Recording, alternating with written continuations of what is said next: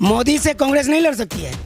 मोदी से मुकाबला करने के लिए एमआईएम वक्त लग सकता है। देश में भाजपा मजबूत नहीं हुई है, देश में कांग्रेस कमजोर हो गई है, इसलिए आपको लगता है कि भाजपा मजबूत हो गई है। बीजेपी के खिलाफ एमआईएम का स्टैंड क्लियर है। ये मुसलमानों का वोट लेकर के मुसलमानों का मसीहा कहने का दम तो भरती है, लेकिन मुसलमानों को हक नहीं देने का काम इस पार्टी के द्वारा किया जा रहा है कि मेरे टैक्सों के पैसे से नीतीश के घर का चूल्हा जलता है, मेरे टैक्स के पैसे से भाजपा जदयू और राजद के सारे लोग सैलरी लेते हैं, मेरे टैक्स के पैसे से यहाँ का कलेक्टर अपना तनख्वाह उठाता है।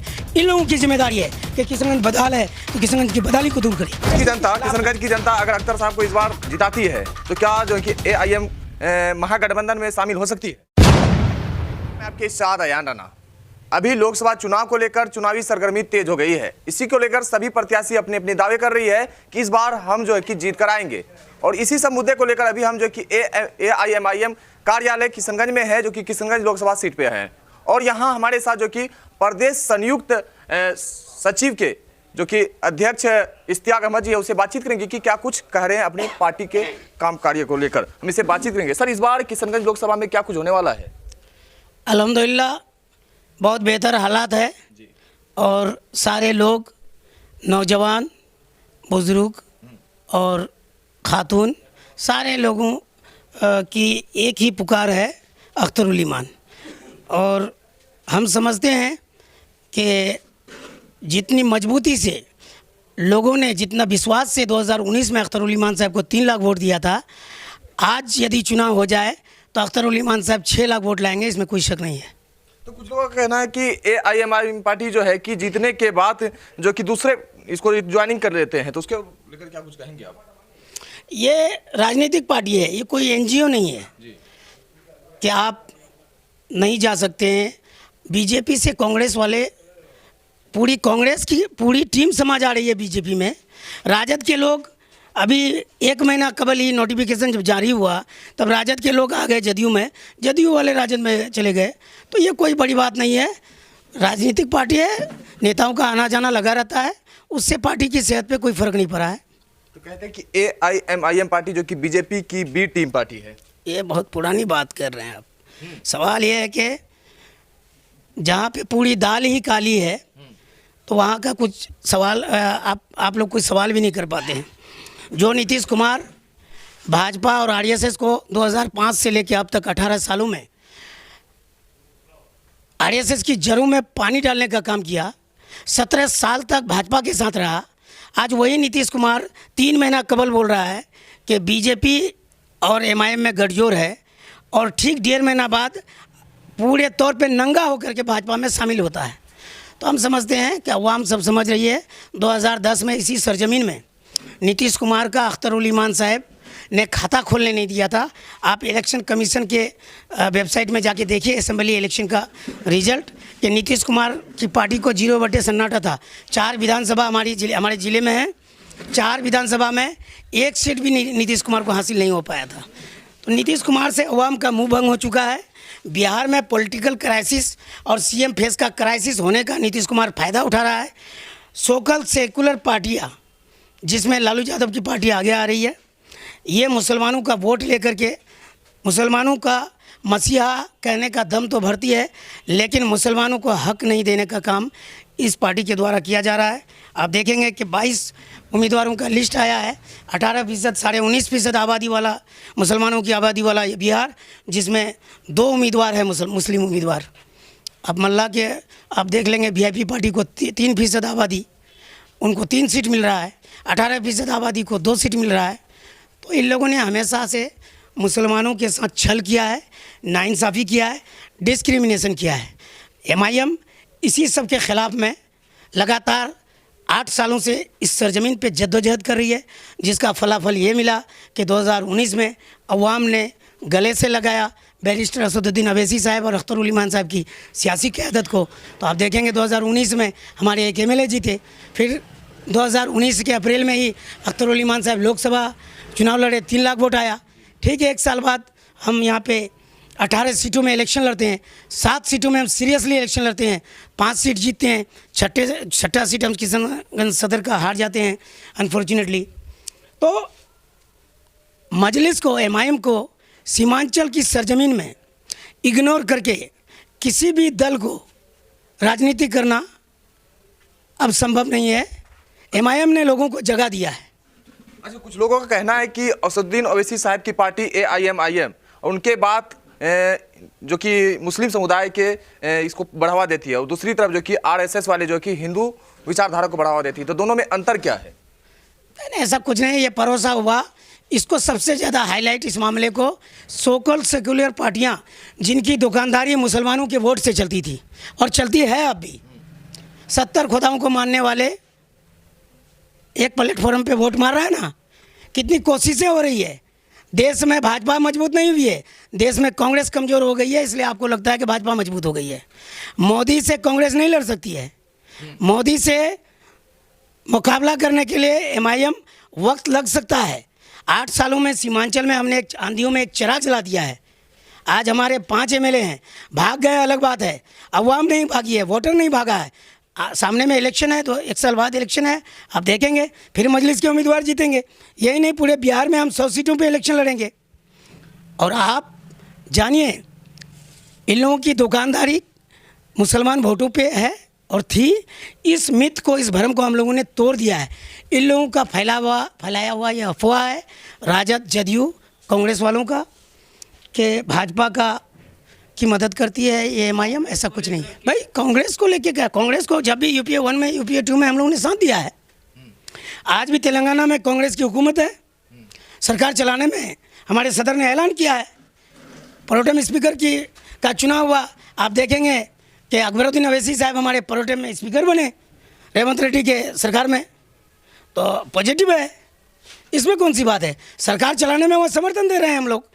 समर्थन बोले तो उनके हर अवामी जनहित के मुद्दों का साथ हैं, लेकिन जनहित के खिलाफ जो मुद्दे होंगे जिससे अवाम को नुकसान होगा, हमारी पार्टी वहाँ कांग्रेस में, कांग्रेस के खिलाफ काम करेगी। वो साथ बिहार में क्यों नहीं मिल पा रहा है कांग्रेस? बिहार में तो हमारे एक एमएलए हैं अभी भाई, और हम लोगों ने अख्तरुल ईमान साहब ने राष्ट्रपति इलेक्शन से लेकर के अभी तेजस्वी साहब 1.5 साल के लिए जो डिप्टी सीएम बने, तो आप पता कर लीजिए राजद कार्यालय में जाकर के कि अख्तरुल ईमान साहब ने स्पीकर अवध बिहारी चौधरी साहब के लिए वोट किया कि नहीं किया। तो आप कैसे कह रहे हैं कि साथ नहीं दे रहे हैं हम लोग? अगर किशनगंज की जनता भाजपा को हराने के लिए जो भी कोalition गवर्नमेंट बनेगी, जो भी संगठन बनेगा, जो भी महाज बनेगा, एमआईएम उसके साथ है मेरे भाई, हर वक्त। अगर किशनगंज की जनता अगर अख्तर साहब को इस बार जिताती है, तो क्या जो कि एआईएम महागठबंधन में शामिल हो सकती है? फाइनली बात है कि अख्तरुल ईमान साहब कल को लोकसभा जीत के जाएंगे, तो एंटी भाजपा जो गवर्नमेंट बनेगी, जो कोalition गवर्नमेंट होगा, तो हर वक्त साथ मिलेगा। बीजेपी के खिलाफ एमआईएम का स्टैंड क्लियर है कि बीजेपी के खिलाफ हर महाज में हम साथ देंगे, चाहे मुझे दावत हो न हो। ये बात अपनी जगह क्लियर है और पत्थर की लकीर है। एमआईएम का पत्थर की बीजेपी को हराना है कि आप विकास के विषय में बात भी करना होगा? नहीं, एमआईएम का मुद्दा खाली बीजेपी को हराना नहीं है। 70 सालों से हमने भाजपा को हराने के लिए वोट किया। 1952 से लेकर अब तक 19 बार लोकसभा के इलेक्शन हो चुके। सिर्फ भाजपा को हराने के लिए? और हमने हमेशा किसी को हराने के लिए वोट किया, किसी को जिताने के लिए वोट किया, लेकिन अपनी बदहाली को दूर करने के लिए वोट कभी नहीं किया। इंशाल्लाह आपको भरोसा दिलाते हैं कि किशनगंज की जनता इस बार वोट करेगी। कोई एमपी बन जाए, कोई प्रधानमंत्री बन जाए, कोई गृह मंत्री बन जाए, कोई केंद्रीय मंत्री बन जाए, सरकार किसी की हो जाए, लेकिन सीमांचल का नौजवान, सीमांचल के बदहाल किसान, सीमांचल का बेरोजगार सिर्फ अख्तरुल ईमान साहब को और एमआईएम को जिता के भेजेगा, जिससे यहाँ के मसाइल की तर्जुमानी ढंग से पार्लियामेंट में होगा। एआईएमआईएम के पास क्या डेवलपमेंट के लिए, क्या उनके पास अब तक का मैनिफेस्टो क्या है? भाई हमारे पास क्लियर है। हम हैदराबाद मॉडल पे बात कर रहे हैं। आज वाहिद एक एमएलए हमारा, 4 एमएलए तो हमारे चले गए। एक एमएलए की बुनियाद पे जितने जद्दोजहद विगत 3 सालों से अख्तरुल ईमान साहब लोकसभा में कर रहे हैं, ये आप पत्रकार भाई सब लोग जानते हैं कि अख्तरुल ईमान साहब सरकार में नहीं है, हमेशा सरकार के खिलाफ में खड़े रहे और अपनी मांग को पूरा करने के लिए असेंबली में लड़ते रहे, जिसका फलाफल ये मिला कि वक्त का वजीर को खड़ा होकर के कहना पड़ा कि अख्तरुल ईमान साहब, हमने आपके 225 करोड़ का ब्रिज को सैंक्शन कर दिया है और अब मुझे वक्त दीजिए। तत्कालीन बिहार के मंत्री तेजस्वी साहब का बयान आप देख लीजिए असेंबली के प्रोसीजर। किशनगंज को लेकर क्या कुछ मुद्दे रहेंगे?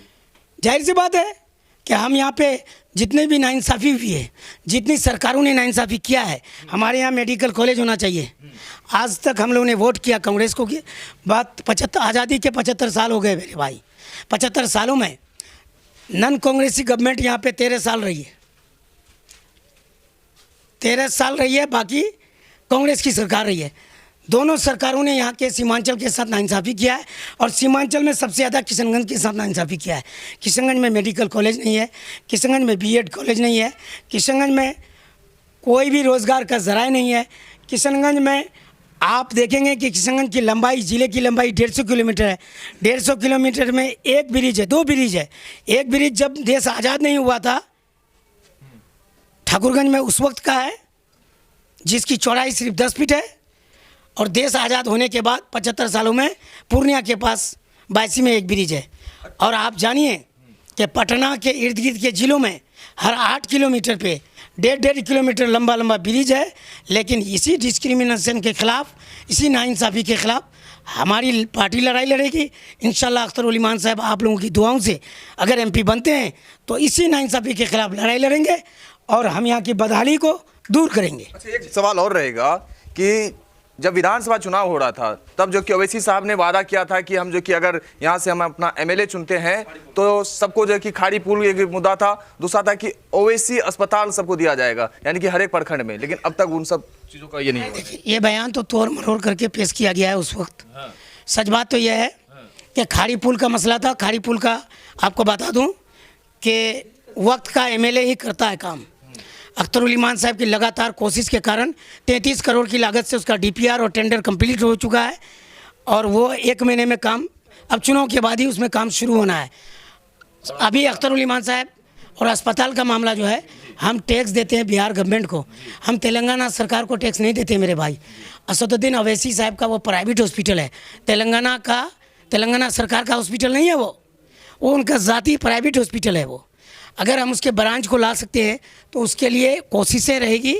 लेकिन आप अगर कहेंगे कि अवैसी हॉस्पिटल लाने की बात किए थे, ऐसी कोई बात नहीं थी। और हमने इन 6 सालों में अवैसी हॉस्पिटल से बहुत फ़ायदा उठाया है।